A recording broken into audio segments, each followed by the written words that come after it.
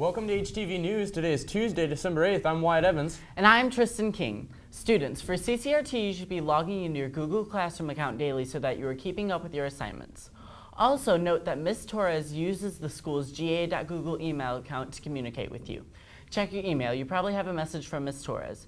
To contact her for any questions, please email her at vtorres@ga.hobart.k12.in.us. More new scholarships are available in guidance. In January, you will be able to complete the local scholarship book online. It is a group of local scholarships only available to seniors at Hobart High School.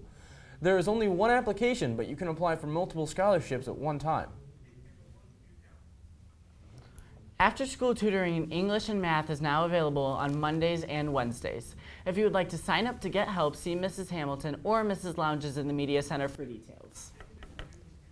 Students, in the Media Center, the Media Center is closed for the hour of code every day this week during all lunch hours, 3rd and 7th hour. The only students using the library are those working on the hour of code tutorial. We will not sell coffee to anyone during this time. The Media Center will not be available to lunch students this week either. If you need a book for a class or other materials, please make an arrangement during another hour. If you are having trouble with your Chromebook, please have your teacher call us at 828 or 829 or stop by at another time. Club Ruby. From now until the end of the school year, Club Ruby will be creating blessing bags for the homeless. Please donate your old purses to Mrs. Barber in room 2104 and we will fill them with essential items, then pass them out to the homeless women at a local shelter. So far, 50 purses have been collected. Our goal is to distribute 500 blessing bags, so please support this worthy cause. And now over to Kyrie and Nate for some additional announcements. 2016 yearbooks go on sale now. Go over to yearbookforever.com and select HHS to purchase your yearbook. Or you can go to room 2311 to see Ms. Pagan and pay cash or check for the price of $50 before January 1st, and after it will be $55. Get yours before the price increases. Ironworkers Apprenticeship Program will offer an application period between January 4th and January 15th. Applications must be high school or GED graduates, be 18 years of age by June 1st, 2016, and physically able to perform and work of the trade. For more information about where and when to apply, as well as other important application requirements, visit ironworkers3995.com. Artists Club will have a meeting Tuesday after school in the Media Center. We will also meet until 3:30. Seniors, Mr. Kingsley will be back Thursday, December 10th during lunches to discuss cap and gown announcements and more. Attention all members of French, German, and Spanish clubs. Permission slips are now available for our annual trip to Chicago, which takes place on December 29th. See your club sponsor for a permission slip if you are interested. This week, across over 150 countries, millions of people will try out computer programs for the first as a part of Computer Science Education Week. To promote this, students can visit the Media Center during all lunches for coding tutorials and special guests. We will also name special segments on the announcements, so be sure you are showing up. Please help us promote this awesome initiative. We'll be back with Tristan and Wyatt after this commercial break.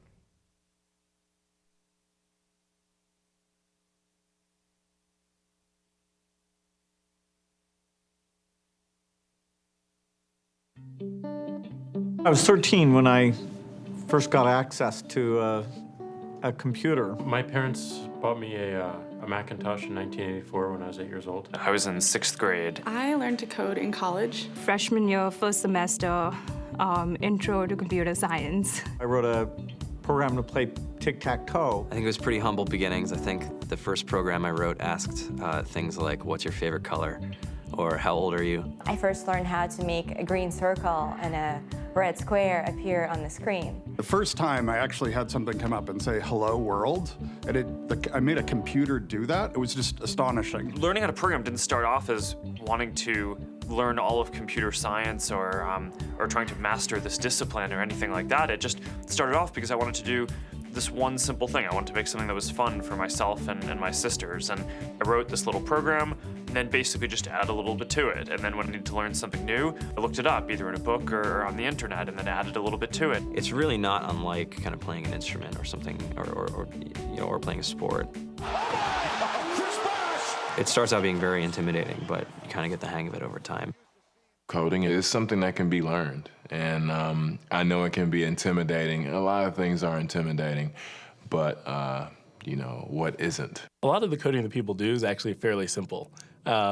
It's more about the process of breaking down problems than, you know, sort of coming up with complicated algorithms as people traditionally think about it. You don't have to be a genius to know how to code. You need to be determined. Addition, subtraction, that's about it. You should probably know your multiplication tables. You don't have to be a genius to code. Do you have to be a genius to read? Even if you want to become a race car driver or play baseball or, you know, build a house, all of these things have been turned upside down by software. What it is, you know, computers are everywhere. You want to work in agriculture? Do you want to work in entertainment? Do you want to work in manufacturing? You know, it's just all over.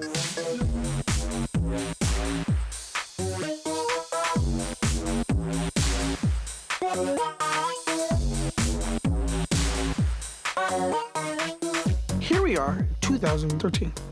We all depend on technology to communicate, to bank, information, and none of us know how to read and write code.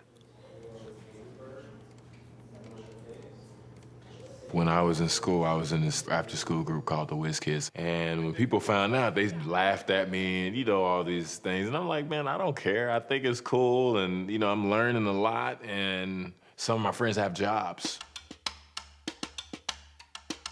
Our policy is literally to hire as many talented engineers as we can find. The whole limit in the system is just that there just aren't enough people who are trained and have these skills today. To get the very best people, we try to make the office as awesome as possible.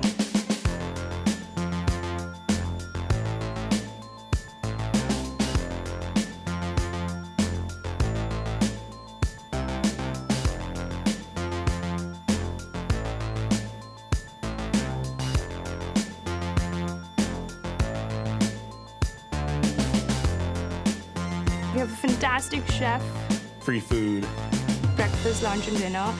free laundry, snacks, even places to play and video games and scooters. There's all these kind of interesting things around the office and places where people can play or relax or go to think or play music or be creative. Whether you're trying to make a lot of money or whether you just want to change the world, computer programming is an incredibly empowering skill to learn. I think if someone had told me that software is really about humanity, that it's really about helping people by using computer technology, it would have changed my outlook a lot earlier. To be able to actually come up with an idea and then see it in your hands and then be able to press a button and have it be in millions of people's hands. I mean, I think we're the first generation in the world that's really ever had that kind of experience. Just to think that, I mean, you can start something in your college dorm room and you can have a set of people who haven't built a big company before come together and build something that 1 billion people use as part of their daily lives is just crazy to think about, right? It's humbling and it's amazing. The programmers of tomorrow are the wizards of the future. You know, you're going to look like you have magic powers compared to everybody else. I think it's amazing. I think it's the closest thing we have to a superpower.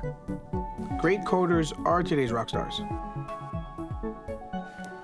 That's it.